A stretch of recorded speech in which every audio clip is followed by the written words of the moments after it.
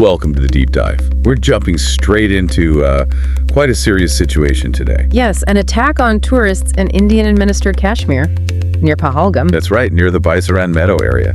It happened on Tuesday. And there are, unfortunately, fears of fatalities. The details are still emerging. Our sources for this are mainly the initial news reports, plus some social media posts from, key figures in the region. And our goal here really is just to sift through that initial information, understand the key facts, the reactions, what it might mean, without getting bogged down in early speculation. Absolutely. So, what do we know about the attack itself? It seems armed individuals just opened fire on a group of tourists. Yeah, and the police terminology is quite stark. They're calling it a terror attack. That label is significant, isn't it? It points towards, a deliberate political motivation, especially in a disputed area like Kashmir. And this specific location, Baisaran Meadow, it's close to Pahalgam. Very close. Just about 5 kilometers, maybe 3 miles. It's a known beauty spot, popular with visitors. Right. Now the casualties. Yeah. This is where things seem a bit unclear still. Exactly. Some early local media reports were mentioning quite high numbers, maybe around 20 deaths. But the chief minister, Omar Abdullah, he's cautioned against that. Yes. He stated the death toll is still being verified. He couldn't give specifics yet.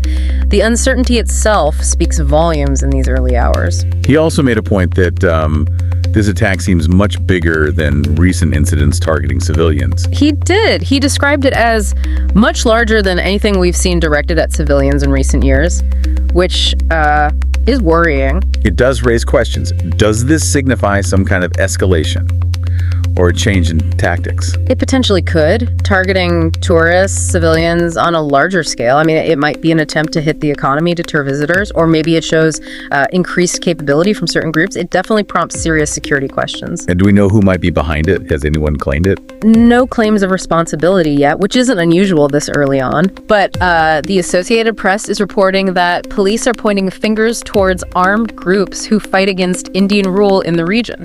Which fits the historical context of the conflict there. It does. It aligns with the long-standing insurgency. What about the official response from the government? Pretty swift and strong condemnation. Prime Minister Modi, who was actually in Saudi Arabia at the time, called it a heinous act. And he pledged action. Yes, pledged to bring the perpetrators to justice. Shows it's being taken very seriously at the highest level. And the Interior Minister is also involved. Right. Amit Shah is reportedly heading to Srinagar.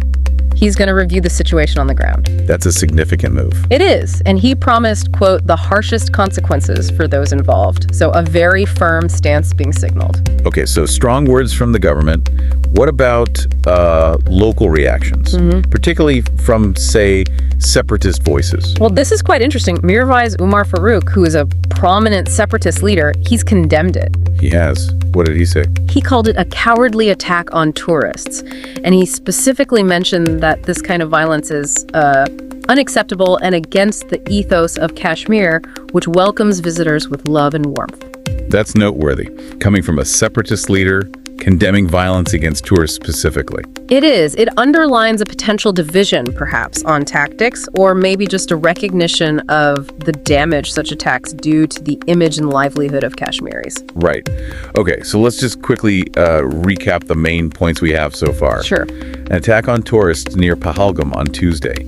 Armed gunmen involved. Police calling it a terror attack, the exact number of casualties still being confirmed despite some initial high reports. No group has claimed it yet, but police suspect anti-Indian rule groups. And we've seen strong condemnation from the Indian government, Modi, Shah pledging action. And also, significantly, condemnation from a key separatist leader, Mirwais Umar Farooq. Yeah, I think the key thing now, as always in these situations, especially in complex regions like Kashmir, is caution. Sticking to the facts. Exactly. Stick to verified information from credible sources.